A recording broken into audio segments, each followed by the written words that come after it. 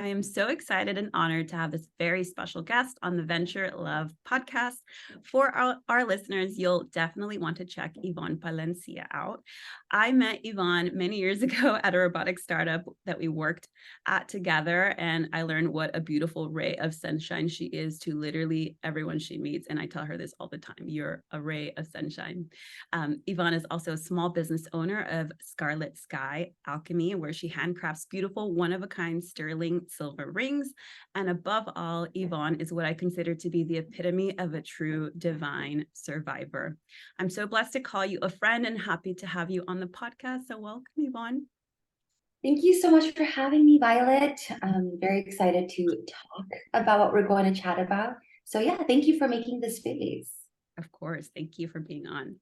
So I know that when I first reached out to you and was interested in having you on the podcast, I considered that it was just a very sensitive and huge ask, right? Considering everything that you had been through. And, I knew there was a potential that you'd say like, no, I'm not ready, or just, no, it's not something I want to share or talk about. But I'm so profoundly honored that you said yes, because I believe that everyone has a story to share, and your story is so it's a huge story and it's your personal story. And I'm just so blessed that you're here to tell us about everything you've gone through, which is so difficult, but how you are here today and how you've made it through such an incredible path, this journey that you've been on. So if you're comfortable sharing, of course, how did this day start out that changed your life forever? What do you remember most about the day? Okay, so it happened in 2021. So we were definitely out of kind of the peak of COVID. So restaurants were starting to open. It was a beautiful day. And so randomly, it was a night before, I was like to my family, my mom, sister, brother, I was like, let's go to Healdsburg. It's gorgeous. The weather's perfect. We haven't really been to a restaurant in so long. Let's just go. And then morning up, we were like, yeah, let's just do it. It was very, kind of, just last minute, really. And then my sister's best friend ended up joining us as well. So yeah, it was going to be a beautiful day, packed up, headed, and it was around Santa Rosa where traffic came to an immediate halt. I then learned traffic stopped because there was a car accident in front of us, right? So that caused and it was a huge car accident as well. There was actually a death in that car accident, but traffic stopped. And I just remember, and it was my sister's best friend driving. I just remember, I don't know if you've ever been in those moments where your passenger and it looks like you're about to hit and you're like, oh my God, that was close. That's the last memory I had was, oh my God, that was close. And then I completely lost consciousness. But then gained it very soon, actually. I remember feeling like I had been drugged almost, or I don't know how to describe it other than I felt like just completely muffled and could barely hear anything or feel anything. And it's actually really amazing that I remember so much. I think it's because I'm a very calm person, and that's definitely what saved me in that moment. Is I stayed very calm. But anyway, going back a little bit, I just remember I actually definitely died. I had an experience where I was in a white space and it was little me, and little me was looking at me and was like, oh my gosh. Come. And I was like, and then little me was offering oranges even, right? And I remember little me extending her arm. But in that moment, Violet, I knew that if I would have grabbed her arm, I would have left. It was this. Got chills, Ivone. Yeah. And it's this feeling that I knew it was so clear. It was so clear. And I was like, no. And then that's when I was like, no, I have to wake up. What is this? And then I was like fighting just mentally to wake up. And like I said, I can hear footsteps, I can hear voices around, but it was very quiet. like car scenes are very silent, like no noise except for footsteps and like things that were immediately close. Um, and then of course, once I gained consciousness, I couldn't move. I was passenger in the middle back seat, which is the most dangerous seat. Mhm. Maybe. I don't know. Yeah, that's kind of subjective. But yeah, and I just remember the first thing I thought, I looked up and I was stuck in this, like, I was stuck in this like position. But I looked up and I remember saying, this is really bad. This is a very bad car accident. And then I looked to my left because I couldn't hear anything. My brother was next to me and he was alive. So I was like, okay. And he was alive not because he was, alive. He was alive because I could hear him squirming, right? So at least there was life in there. And same with my mom. I mean, my mom's case is insane. Um, but again, I remember hearing her fighting for her life. So I was like, okay, there's life at least. And then my sister was having a panic attack. She was the one who was least injured. And then my sister's best friend did not get injured, which is miraculous.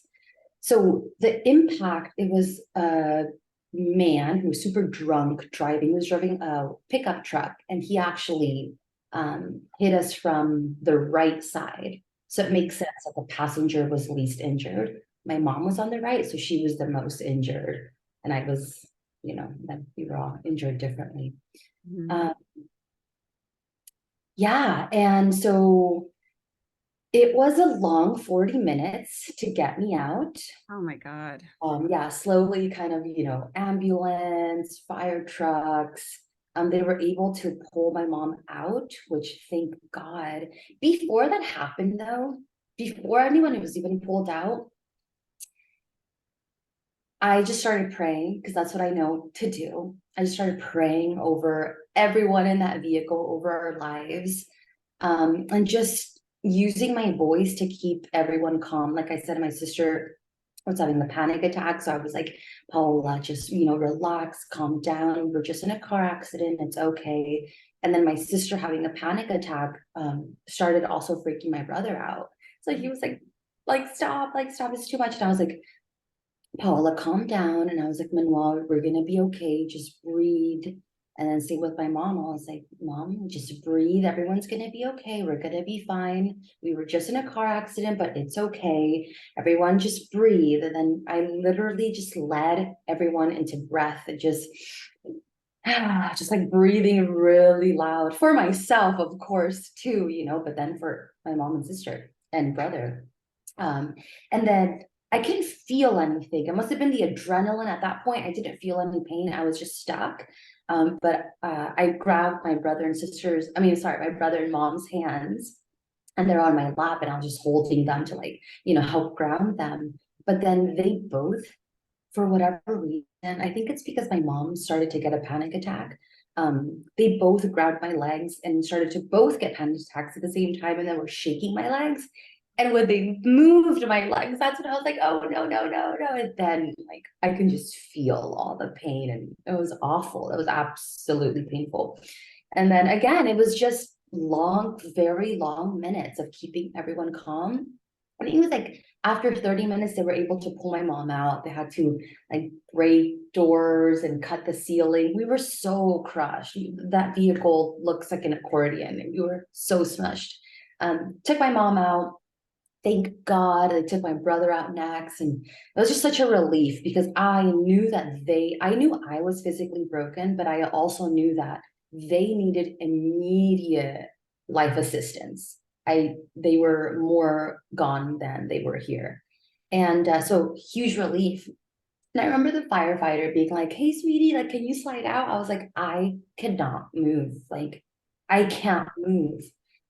So again, they had to open more of the top of the vehicle. Like I said, I'm in the middle, so it's harder to get to me. Um, oh my gosh, Violet. And I just remember when he grabbed me and pulled me out, The sounds will never leave my mind. I probably think about this almost every day, but I could hear like all the bones just crackling, and I was pulled out um, from the left side, and I yelled so insanely loud, and then they put me on the gurney.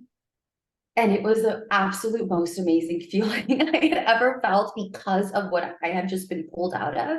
And I was sat on the gurney, and I remember feeling the sun on my face. And I had never felt the sun so close. And it just embraced me and its warmth. And I knew it was gonna be okay. Like I was just, it's gonna be okay. And then yeah, I just remember again so much adrenaline. So although that was painful, once I was in the ambulance, absolutely no pain. I don't know if they pumped drugs right away, but I just remember kind of the typical, kind of crying. I mean, a car accident seed. Ask you if they can. I was wearing one of my favorite dresses too. Like, ma'am, can I rip your dress open? I'm like, do whatever you have to do. And then yeah, and then I ended up going to the hospital. And yeah, and I remember everything so clearly. I remember like being pushed into the emergency room, and like everyone making space, and all the nurses were like, it was so much commotion because there had been a car accident, like I said earlier, in front of us. So there was a bunch of people from that car accident also in the emergency room. It was crazy. And yeah, I just remember being laid on this like silver, like stainless steel table basically to be inspected. And so they were like moving me around, and that's when I could just feel everything. It was when people would move me around, and I'd just be like, wait, stop, like 1 second, give me a second, hold on, let me catch my breath. This is insanely painful. And then they're like, okay, but like we have to do this now because we don't know what's. I'm like, okay, like what? 1 second, just 1 second. I'd catch my breath, and then they would just kind of inspect, and then I couldn't take it, so they pumped more drugs. Those drugs made me insanely dizzy. I remember calling a nurse like, hey, can you come talk to me really quick? Like, I am about to like faint or something in the room spitting. What's going on? Like, he talked to me, and then he was like, okay. And then once he, was like trying to calm me down, I ended up, throwing up, and I had to clean it up. And then I don't remember. And then that's when I went into surgery. Okay. Oh my goodness, Yvonne. I don't even like I just physically, I'm a sensitive person, and literally my palms are sweating because I feel as though I'm empathetically, and I know I could never go through what you've been through, but like I'm literally visualizing what you're describing so far, and it's just unbelievable. Yeah, Unbelievable. yeah, it's a huge miracle. Excuse me. And it's also, yeah, it's really very interesting that I remember so much of it because your brain actually shuts off to protect itself. But Mhm. again, I think it's just the fact that I kept myself calm so that my brain didn't have to shut off. Mhm. Oh my goodness. Mhm. Oh, such intensity. And I can just imagine all the things going through you physically, emotionally, thinking of everyone. I know my next question was to ask, now that I understand, before getting to the hospital, what that whole journey was like, it's just madness. And then going into surgery, and I know you're being pumped with all kinds of probably pain medicines to numb things out and to keep you calm. When you did wake up, or even during surgery, I've heard of certain people remembering bits and pieces or hearing things, or when you woke up from surgery, what was the first initial thought you had? I know it takes a little bit to kind of get out of surgery to be fully conscious, but what were those thoughts or feelings that came up for you? So I actually did have a during surgery experience. I remember seeing my body on, the operation table and looking and seeing the surgeon and nurses around working on me. Yeah. I get the chills thinking, I had forgotten about that actually. Yeah. And I remember just being like, and then again, just Got them again. Oh my gosh. it's insane. It's so wild, Violet. No, I believe So you those 100%. I believe those you things 100%. happen. Yeah. And nothing like that had ever happened to me ever in life. And same, I had heard of it happening to people, and it does happen. It's like your spirit kind of gets out of your body, and you're able to kind of see what is happening to the flesh in that moment. That's what it was. But I remember waking up, excuse me, I was in the ICU, of course, when I woke up. And I just remember really not being able to move my body at all. What I could move were my arms, and I couldn't move my neck, but I can move my toes. But even that would hurt. Like even when I would move my toes, it would really hurt. So when I woke up, I had been through 3 surgeries already. And I just remember though, like the only feeling, Violet, I had in the moment was pure ecstasy, pure elation, 100% gratitude in the deepest form I had ever experienced. I was just simply happy to be alive. And I was happy that my brother, mom, and sister were alive, because I knew that we were so close to death. And I knew that everyone was going to survive this, even though my brother and mom were in a critical state. In my heart, I know them. I knew this was not the end of their story. But I was in pure elation, although I also felt physical pain. Again, modern medicine, I was on so many drugs, so I was just, although I was in pain, it was tolerable because of all the drugs. But I was grateful, Violet. I was grateful because I know that I had been so, so close to come to the end. And I love the earth experience, like Yeah. I'm not ready to leave yet. I was not ready to leave then. And I was just grateful because it was such a close call, really. What was really interesting, and it took me some time to like look down, is I could feel that my body felt different. I didn't know the extent of my injuries yet. Mm. Uh, but I can feel that there was something just felt different. And so, yeah, when I woke up to an external fixator that was holding my pelvis. And there was a metal rod in my left leg placed. And what really tripped me out is there was a sandbag at the end of my hospital bed. And attached to the sandbag was literally like a rope. And attached to that rope were pins that were on my right knee.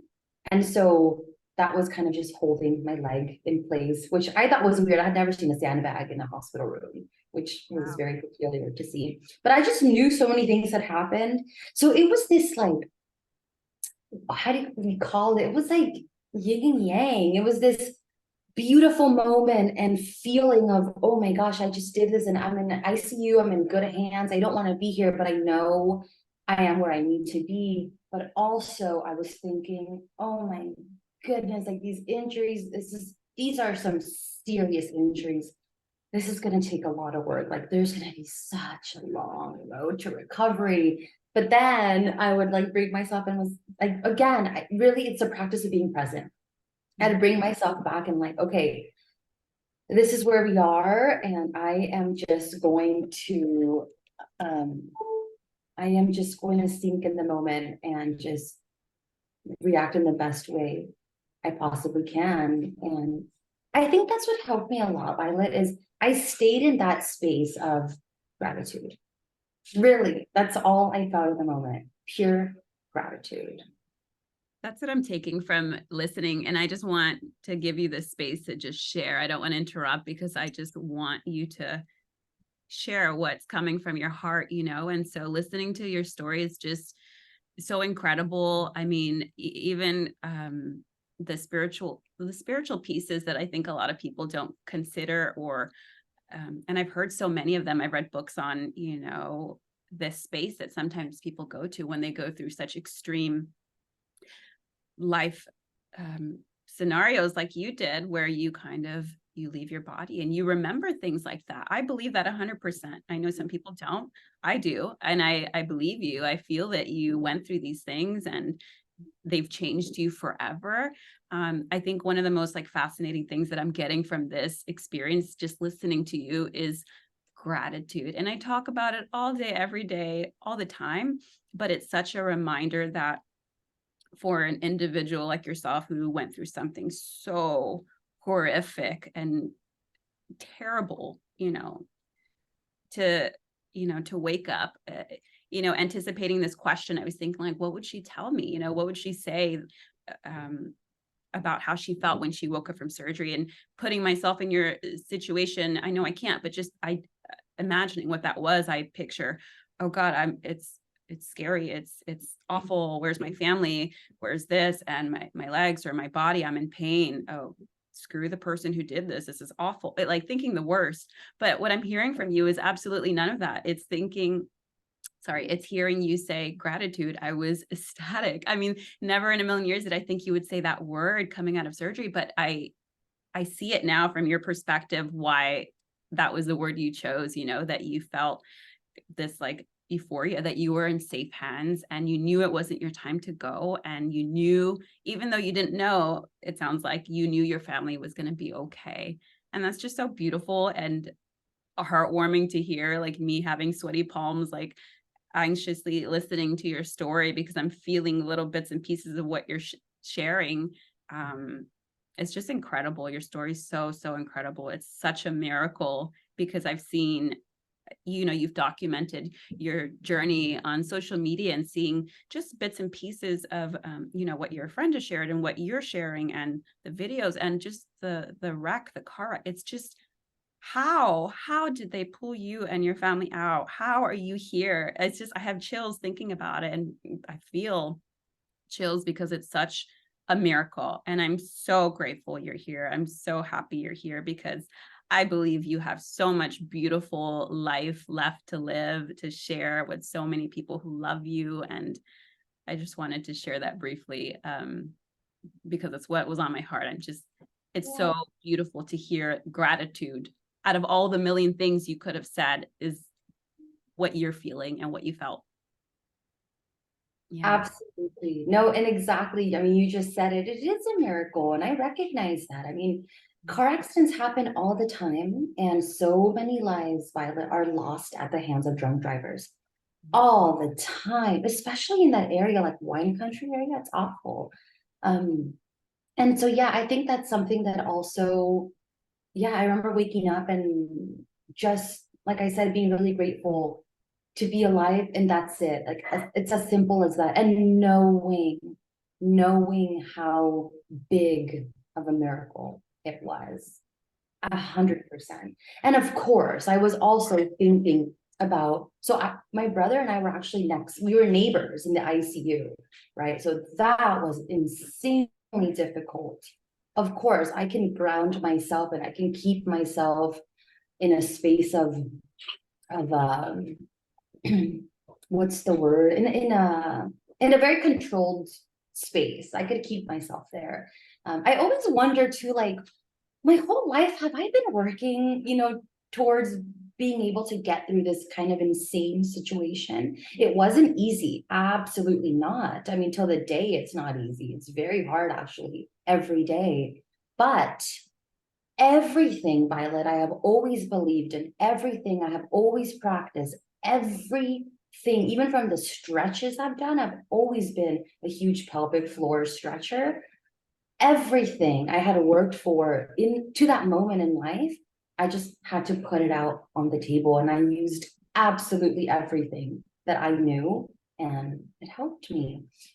But that was the difficult part. Like, there was the me part, but it wasn't just me. It was a family car accident. So, and I told my best friend and I told Anton, do not keep anything from me. Like, yes, I'm sure you're going to want to protect me. You're not going to want to tell me everything. I don't care to hear the legal side of things. Who cares about that? But when it comes to my brother or my mom, I need to stay in the loop. That was difficult. It was very difficult, hearing nurses talking to Manuel, trying to have him open his eyes. I remember at one point, they were talking to Manuel. Like I said, he's my neighbor. I could hear everything. Have you ever been to an ICU? I have. Yeah, okay, so it's like those glass windows. You can see everything that's going on. There was a little glass window between my brother and I. I could not see him, but yeah, I can hear it. And they were like telling him like, "Hey, Manuel, open your eyes. Manuel, open your eyes." And in like desperation, I remember yelling, "He can't open his eyes. He has contacts on," just so like they can go in. Because I was thinking like maybe he can't open his eyes with the contacts, like, you know. Um, but that was the hardest part, is knowing what my brother was going through. I am very hands-on with my family. So the fact that I couldn't get up and just be there was torturous. That's the hardest part. The physical thing, it was the emotional, the mental fight between, oh my God, I want to get up. Like, I just want to be there. Like, I know he would feel so much better if mom was there, if I was there, and then with my mom too. I mean, my mom, her heartbeat stopped 3 times. She was flown to Stanford, love Stanford, absolutely amazing. ICU, and same, I knew she was fighting for her life as well. And so it was just, it was very torturous, just not being able to be there because I'm such a rock, I'm such I'm such a light to them. And I just wanted to be there. That was the hardest part, is that I couldn't be there when I feel they most needed me. And then they say the same thing to me, of course, my mom's like, that's the hardest part. Like, I wasn't there when you guys were going through this. So that's yeah, I think that is the most difficult thing if someone were to ask me, because we were all going through our different journeys and we couldn't be there with each other. We all were just doing our own thing. So yeah, lots of prayer. I think everyone who prayed Violet, I could feel them. People would text and call, and I was getting a bunch of calls at the beginning, of course. And I didn't reply like till months later. But my best friend Mia was amazing at reading all the messages and reading all, the prayers people were sending me, and I could feel them. And when people would ask her or Anton or me what I needed, just keep praying. Send them, because I could feel the love. I can feel people, fighting for me, because it is a very spiritual fight. The body heals, right? Like, physically, your body wants to heal. I think the most difficult part is keeping your brain and your heart healthy. It's why a lot of people you'll hear like go through car accidents and they get on drugs and they become drug addicts and they spiral down and their life ends because of it, but we're here, and I'm happy to share that we're all doing so amazing and thriving, not just surviving. We're Yeah. thriving. Oh, it just makes me so happy. I love it. I love it. You're such a beautiful person. You're such a beautiful woman inside and out. You're a beautiful family member, friend. Um, and you've all been through so much. I mean, just I have been in an ICU floor. I can only imagine what that's like, being in your situation, feeling confined because you couldn't go anywhere and wanting so badly to help your brother. And I'm sure you being right next to him was a blessing for him, because he felt your energy and your love, and you screaming about the contacts. I wear contacts, so I know that's probably one of the first things I would have been like, oh my gosh, I can't see. But you guys have all been through so much. I mean, in terms of, I know you mentioned the surgeries, in terms of like your healing journey, gosh, and I imagine to this day, there's still so much you have to do to maintain and to help heal yourself. Do you mind sharing like your healing journey, like what you've done, what's worked for you, what's helped you? Absolutely. This is my favorite part. Through Instagram, I've used the hashtag broken pelvis recovery, because in the beginning, once I was like, okay, we're on the road to walk, right? I needed some guidance. I wanted to see what other people had done. It's actually really difficult, but so that's why I love to share, because it was so difficult for me to find stuff. So I have 3 surgeries. Like I mentioned, I broke my pelvis. I broke my pelvis in 5 places. So they put an external fixator that was to hold my bones in place while everything healed. In addition to that, I broke my left femur, which is actually the strongest bone in your body. They put in a rod in there. On top of that, my right leg went into my sacrum, into my hip, popped my sacrum off. So they inserted a screw to screw the sacrum onto the pelvis, again, just to keep things together and help the bones heal. I dislocated disc C5 and C6, which another absolute miracle. I remember a surgeon coming in and being like, you were less than a centimeter from being paraplegic. Oh my gosh. It's less than a centimeter. So these like discs, instead of going through my spinal cord, they literally just went up. And like the space in that, it was very minimal. So blessed. And then I broke a rib, those heal really easily. Okay, so those were my injuries. Road to recovery was a lot of not moving. The first 3 months I was not to move. And like I said, I had all this hardware to keep everything still. My job was just not to move. I had to lay really flat for the first weeks. Slowly, I was able to introduce kind of sitting, lots of patience, lots of TV, lots of good food also. That's where it started. Of course, you're in the hospital. They want to pump all this nasty food. I am very intentional about what I eat to begin with. Mm-hmm. Absolutely, I was not going to eat just whatever after knowing what my body had gone through. So Anton would bring smoothies, anything, cheese, peanut butter, honey, amazing nutrients that were going to support my healing process. Mm-hmm. So that was step one. Step one is don't eat the hospital food. And the most difficult part was it was COVID.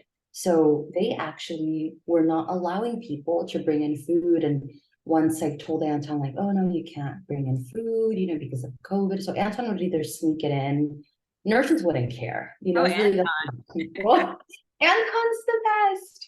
Or sneak it in. And at one point they were like, this is kind of what you have to eat. You have to eat these protein shakes. And I was like, absolutely not. I'm not eating these protein shakes with a bunch of chemicals in it. If I'm going to eat a protein shake, it's going to be a real protein shake with real foods.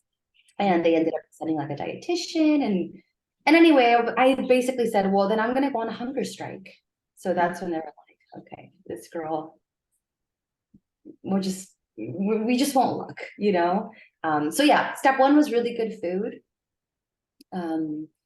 I remember having bands on my bed also. So I always try to move my arms just because you can get blood clots and all kinds of things. So you just want to keep moving, even if it hurts. I would move like I said earlier, I started moving my toes and I would move my ankles. I would make the ABCs with my feet. So I never stopped. The little that I can do that wasn't painful, I would do. So it was months and months of that.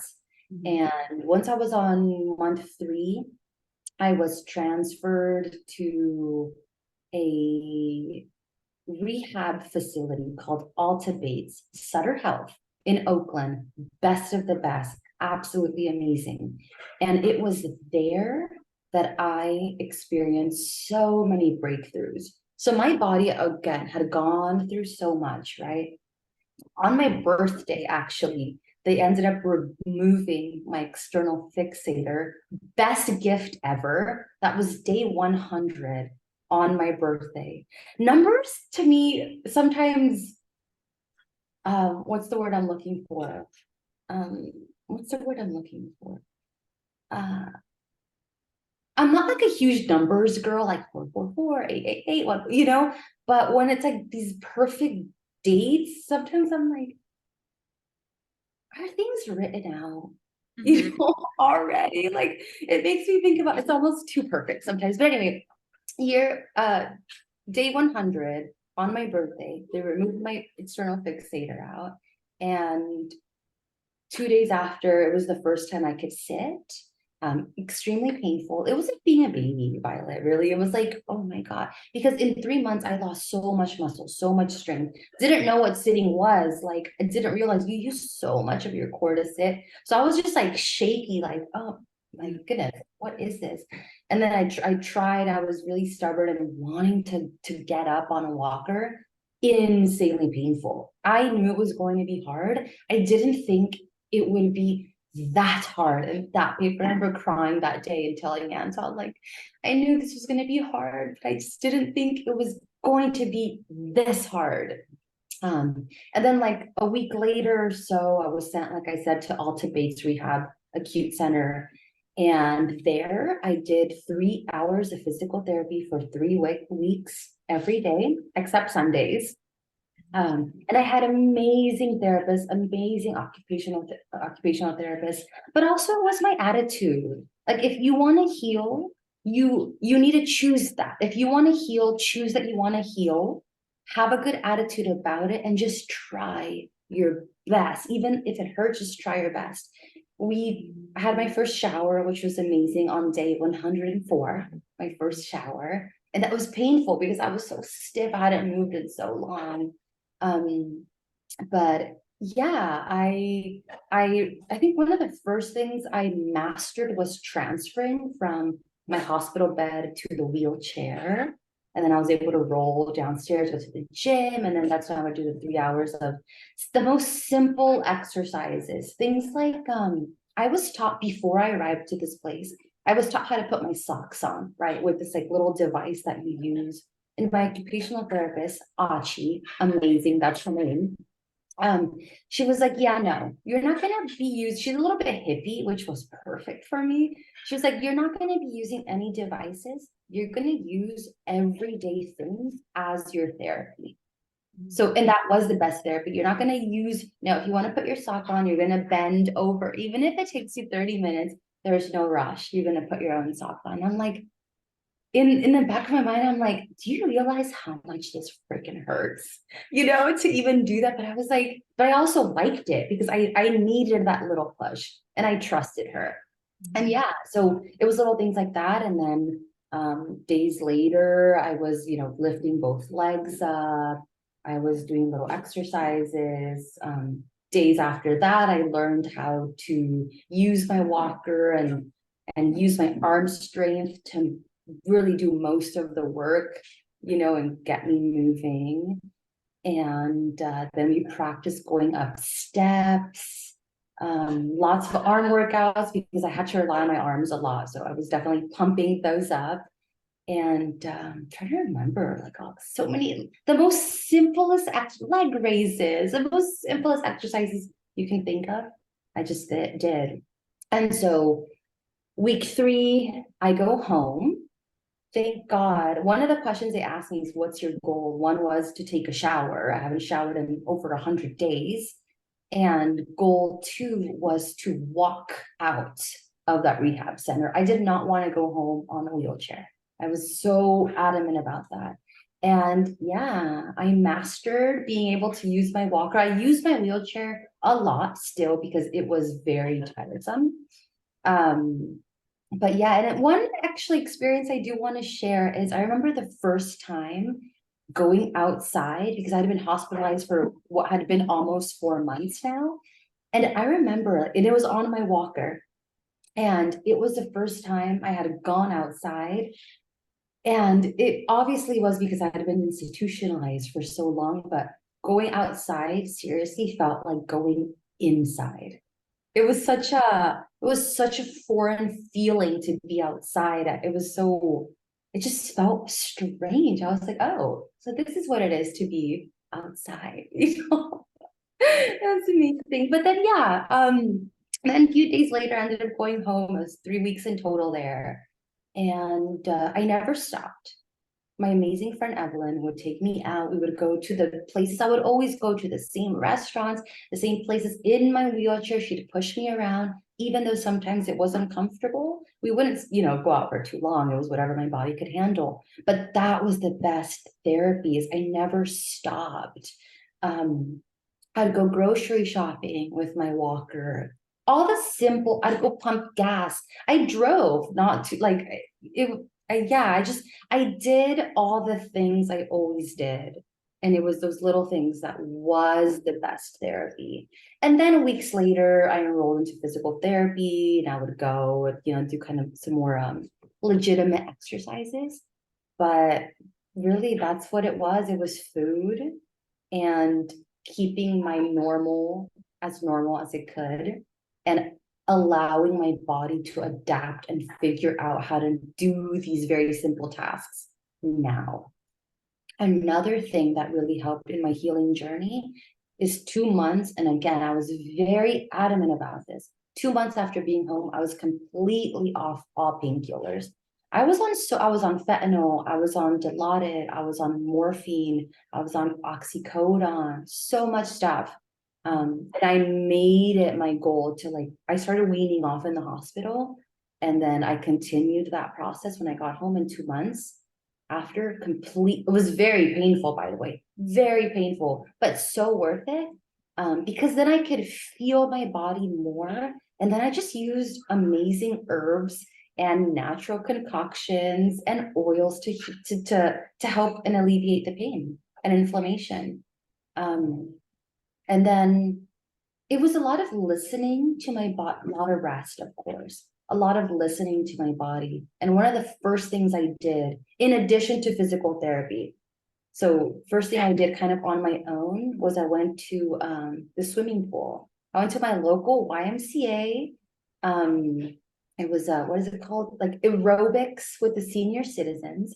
I was obviously the youngest one there, but it's the best thing you can do when you have any kind of injury, actually, especially a really awful one, is go to a pool and just kind of let your body relax and kind of feel movement, because you get so stuck.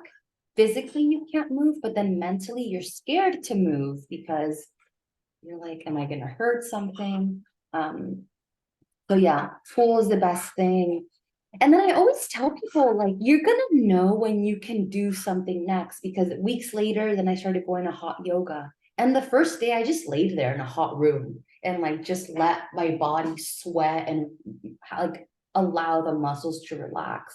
And then I went back and then I was able to do some of the standing stuff. Always, but by that time I was using my cane. I was no longer on walker. So I went from bed to wheelchair to walker to cane. And it was, yeah, once I was in my cane was when I was doing the swimming and the hot yoga, Pilates, all the things, all the things. And I actually, it's linked in my bio. I actually have this document where I've collected all the natural remedies I use and everything, so people can use it because it's the best. It worked and it still works. I mean, right now I'm sipping on sea moss and calendula flower, which is amazing for inflammation, and honey and collagen peptides and boron. You don't need drugs to heal your body. I think a lot of people know, and I know for sure, the body wants to heal. Just you need to learn how to support your own body, and everybody's bodies are different. And if you just, like I said, if you choose the attitude of I want to heal my body, listen to your body, you'll know what it wants. So beautiful. I love listening to you. This is just everything you've been sharing is just so, I am so positive that anyone listening is going to feel so inspired to just live life more because of your words and your story. And I mean, I'm just so proud just listening to you going back. I'm so well aware of how horrific, as a health coach, I'm so well aware of how awful the food is in hospitals, and you advocating is so one of the best things. Listening to your story is advocating for yourself, advocating when you know something is not good for you, and you did that, and Anton helped you, and I'm so happy to hear that because it's so important. You are what you eat, your cells need good food, real food, not chemicals. So that's so beautiful that you were going to go on a hunger strike. You need to write your book, Ivone. This is like a whole there's so much to this. I love it. So shifting a little bit, and only if you're comfortable sharing, but it's something, when I first heard, I think it was Gabby and then John and then Tim texting me, did you hear about Yvonne? And immediately, like, I remember exactly the moment I learned about what had happened. And I was in my bedroom and I literally sank into my bed and I got so emotional and I couldn't believe it. But I thought, who, why, like what, just trying to understand. And I know you've come such a long way, but if you consider, we're all human, we all make mistakes, some really grave, some not so much, but considering the individual that caused all of this, what words do you have, if any, and it's okay if you don't, for that person today, thinking back, or just now, you were like how you feel today about this person or the actions that this person took? Is there anything Yeah. there? Oh, definitely. I actually not too long ago had the opportunity to go to the sentencing and wrote this long letter and was able to say it to this person's face, and it felt really good. Mm, Um, and it really was centered around don't drive if you're drunk. mhm, Don't drive if you're drunk. It's a crime. One could have killed a whole family or one person out of this family.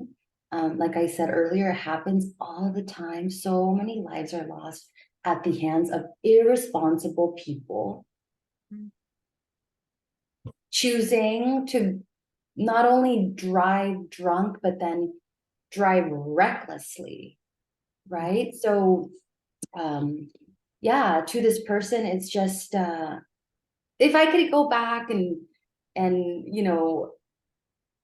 I wish there was a little voice that would have warned him or something like, don't do it. This is your third DUI. Like, haven't you learned the lesson yet? Don't do it. Don't do it. And I hope he never does it again.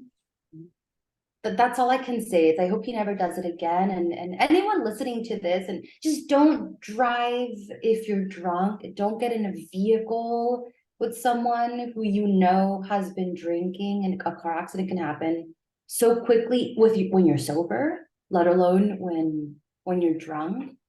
Um, and yeah, I that's really all I have to say is I really wish you wouldn't have done it, mhm, because now you really have left a family picking up the pieces. And yes, we all have really amazing attitudes and have put our best foots forward, but it was so unnecessary. mhm, I don't believe that we had to go through this. I don't think anyone has to go through things that could be avoided. Yes, there's life lessons, totally believe in that. But a car accident this huge where I now have like lifelong I mean, this hardware will be in my body forever. My lifestyle has changed. Thank God. I've always been very, active and cared about my body, but it's definitely heightened that, I have to stretch even more than I used to stretch. I have to be really consistent if I want to work, if I want to even just be sitting here, without it being painful. So it's this lifelong lifestyle, right? That has been added not only to me, to my brother, to my mom. And it does anger me sometimes because it was just so unnecessary, so unnecessary.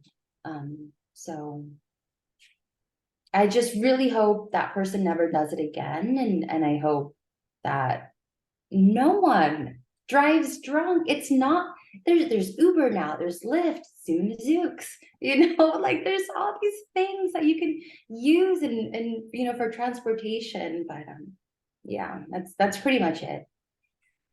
can I ask, and I don't, I'm not, and it's okay if you don't know or if you don't want to share, but I'm just thinking, I didn't know that this was his third DUI. Do we know what this individual, like, what is and there's no amount of like punishment, or, you know what I mean? Do we know what he's had to do since, or is it still like illegal? It's still. being He discussed? was sentenced 16 years. 16 years. And he's very young. Yeah.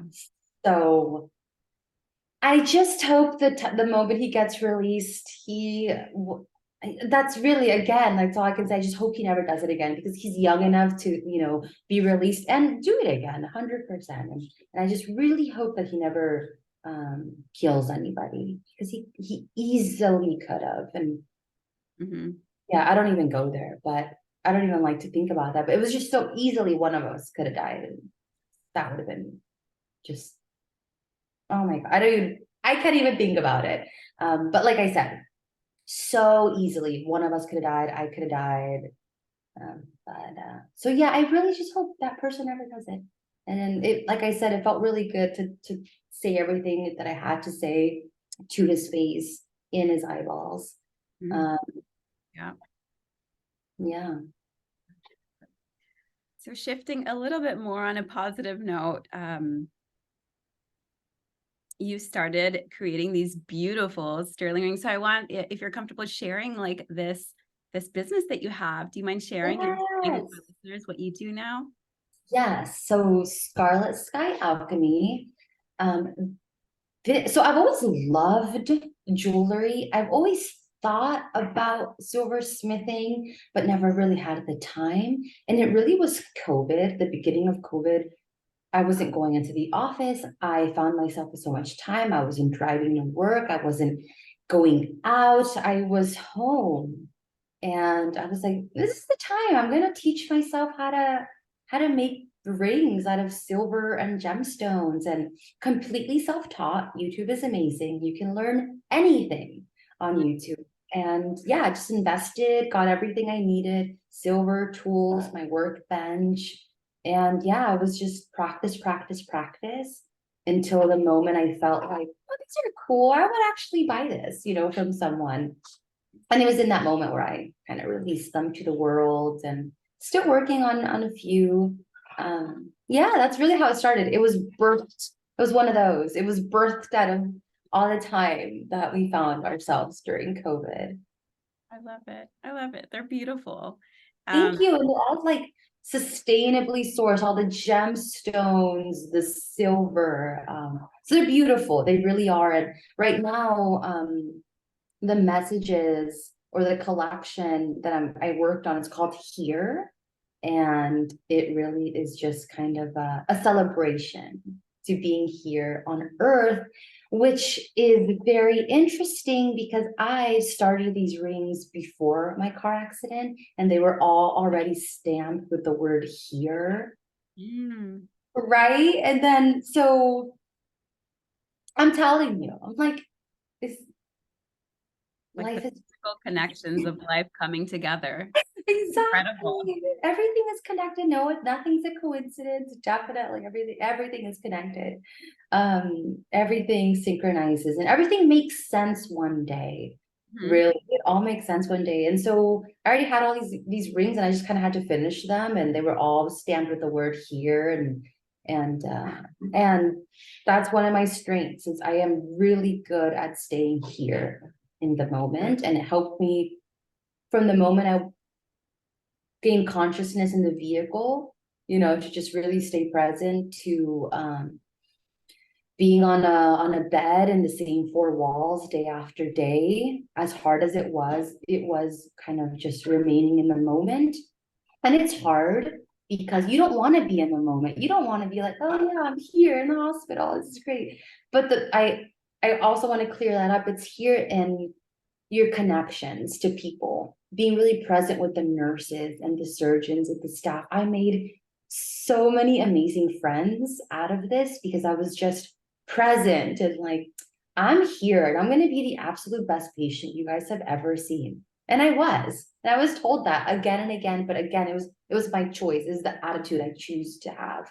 And into today, being here and just showing up in the best way I could for myself, to continue healing myself, showing up for my family in the best way, because they're also still healing, showing up for Anton in the best way, our support systems, should also be recognized and should also be supported, because it's hard work, you know. I am the kind of person, I think maybe you're like this too, where you can go through things, but it like almost hurts more when someone else goes through it. You're like, I wish I like, not that I wish I was going through that, but I know I can hold my own, and I feel more empathetic towards others than myself. Um, but yeah, and here we are, and then here I am with you. So Here we are. It's perfect. It's all everything in its strange, odd, but miraculous divine timing, I believe. absolutely. Absolutely. So, I mean, I feel like you may have already answered this, but I like to now wrap up my podcast interviews with the final question, which is, what does it mean for you to venture a life that you love? Yeah, I love that question. Venture into a life that you love. I think it's about making all the little simple things amazing, you know, just making kind of little rituals of everything. Um, I think that that's the best form of having a life full of love, and venturing a life full of love. It's the little things. It's when you make your coffee, it's when you make your tea, it's when you're stretching, you know, it's when you're talking to someone, really listening and practice, you know, good listening skills, and dancing through it all. You know, regardless of what it is you're going through, life is gonna deal things to you. It is. It's life. That's the point. It's Earth school, right? It's the point. So whatever comes your way, just be the best you possibly could. And it doesn't mean you don't have bad days. It doesn't mean you don't cry almost every day. You know, but it just means feeling it all as it comes and doing your best. Simple as that. Beautiful. Beautiful. Thank you so much, Ivone. I'm so grateful. And I mean this. You are truly, when I think of sunshine, ray of sunshine, your face pops up in my mind, because that's exactly, truly, truly, truly what you are. I think everyone listening will benefit so much from hearing your voice and your story, and just your pure joy and desire to truly, fully live life. And I'm so blessed and happy you're with us and you're here. And thank you. I mean it. Thank you. Thank you. Thank you. Thank you for being my friend and for being open to sharing all of this. And I appreciate you. Oh, thank you, Violet. I appreciate you. Thank you for creating the space. I had not sat and answered these questions. So yeah, this is really good for me too. Yeah, lots of healing from this too. It's really good to talk about things. So I appreciate that. Thank you.